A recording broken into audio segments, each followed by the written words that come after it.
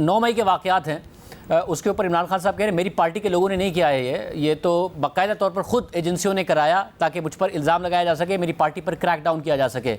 आपकी तरफ से कहा गया है कि आपने 8 मई को 9 मई के वाक़े से एक दिन पहले जो बहुत सारे पार्टी के मुतादिद रहनुमा थे आपके इस्लामाबाद के घर में, वो आए, आपने उन्हें पनाह दी थी, ये क्या वाक़या है?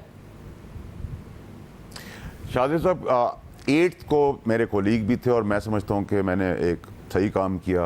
मैंने कोई दोस्ती नहीं निभाई, लेकिन पाकिस्तान के लिए मैंने बेहतरी की। और वो 11 लोग थे और वो मेरे मेहमान थे, और जिस वक्त हम रात को खाना शाना खा रहे थे तो उनको लीडरशिप की तरफ से ये फ़ोन आ रहे थे कि ISI हेडकोार्टर्स जो इस्लामाबाद में है उस तरफ की डायरेक्शंस में भी जाना है और सब कुछ हो रहा है। तो मैंने उनको कहा कि देखो, अगर इस तरह की, क्योंकि मैं स्पीकर फ़ोन पे भी थे, एक दोस्त भी है मेरे, मुझ पर भरोसा भी किया और मैं उनका पूरा भरोसे पे भी उतरा, और अगले दिन मैंने उनको हिफाजत से जहाँ भी उन्होंने जाना था वो जाने भी दिया।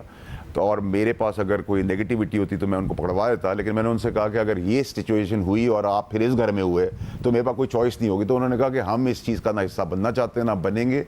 और उसी तरह फिर आपने देखा कि पहले मरहले में कंडेम करना लोगों ने शुरू किया, दूसरे मरहले में छोड़ना शुरू किया। लेकिन इसमें अभी तक जो कई लोग आए हैं कराची से, जिनको मैं कीड़ा कहता हूँ, ऐसे बहुत सारे 72 घंटे में आपको और कीड़े भी नजर आएंगे। मगर साबित हो जाएगा कि इमरान खान साहब, शाहजेब साहब, इमरान खान साहब को रॉकेट साइंस की ज़रूरत तो नहीं है। जो इमरान खान साहब के इर्द गिर्द लेफ्ट राइट और सेंटर में बैठे हुए थे, जो सिगरेट नहीं खरीद सकते थे, वो इक़्तिदार में आने के बाद, मनसब में बैठने के बाद अरबों रुपए के घर में गाड़ियाँ, बंगले, डायमंड और फिलिपिनो मेयर्स और उनके बच्चे बाहर पड़ रहे हैं। इसके लिए किसी आदमी को क्या तहकीकात करने की ज़रूरत है?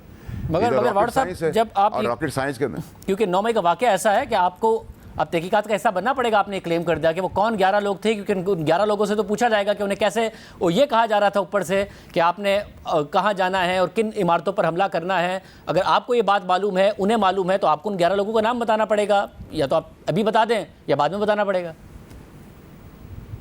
शाहजेब साहब देखिए, जिस दिन मैं बताऊंगा उस दिन मैं पहले शुरू करूंगा 2 ख़ास और बाकी सांप और कीड़ों से, जिन्होंने एक्चुअली इस मुल्क की बुनियादें हिलाई हैं, जुडिशरी की बुनियादें हिलाई हैं, इंस्टीट्यूट की, इदारे की बुनियादें हिलाई हैं, डेमोक्रेसी की बुनियादें हिलाई हैं, लोगों को कत्ल गारत के अंदर इन्वॉल्व रहे, करप्शन के अंदर इन्वॉल्व रहे हैं, इमरान खान साहब की सियासत को तबाह करने वाले लोग हैं। इमरान खान के इर्द गिर्द के लोगों को किस तरह मिल मिला के रोज़ किस तरह दिखाया गया कि इमरान खान साहब नाश्ते के टेबल पर बैठे हैं तो उनको बताया जा रहा है काली दीवार है, दूसरे ने भी कहा 11 बजे काली दीवार है, तीसरे ने भी कहा काली दीवार है, घर में जब सोने गए तब भी उनको काली दीवार दिखाई गई जबकि वो सफ़ेद दीवार थी। तो फिर मैं वहीं से शुरू करूँगा, अगर मुझे खिदमत ही करनी है मुल्क की तो मैं इस बार फिर वो होली काउस को क्यों छोड़ दूँ?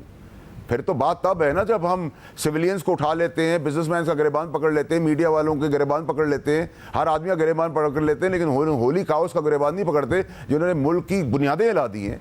तो फिर मैं वहीं से शुरू होऊंगा और फिर ये नाम भी ले दूंगा जब वो नाम लूंगा, तो ज़ाहिर फिर आप, मुझे तो कोई परेशानी नहीं है। जब आप कह रहे हैं कि यहाँ सिविलियन सबके खिलाफ कुछ होता है तो फिर तो जनरल फैज़, जनरल बाजवा, आप ज़ाहिर नाम नहीं लेते हैं मगर वो लोग काफ़ी कुछ एतराफ़ कर चुके हैं। जनरल बाजवा, जनरल फैज़ के मामला बड़े सामने हैं, तो फिर तो इदारे की भी जिम्मेदारी है ना कि वो अगर ये सारी कार्रवाइयाँ हो रही हैं तो उनके खिलाफ खुद कार्रवाई करे। ज़ाहिर हुकूमत की जिम्मेदारी यही, मगर हमने देखा है हुकूमतों के कहाँ बढ़ चलते हैं, इदारे की भी तो जिम्मेदारी है।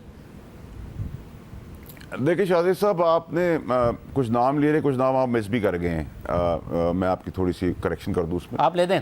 दूसरी चीज़ ये कि जी नहीं, मैं दे दूंगा इंशाल्लाह। दूसरी बात ये कि बिल्कुल, और शायद कुछ चीज़ें हो रही हों जो हमें ना पता हों, क्योंकि वो हमारे सिविलियन राइट के तहत नहीं आती।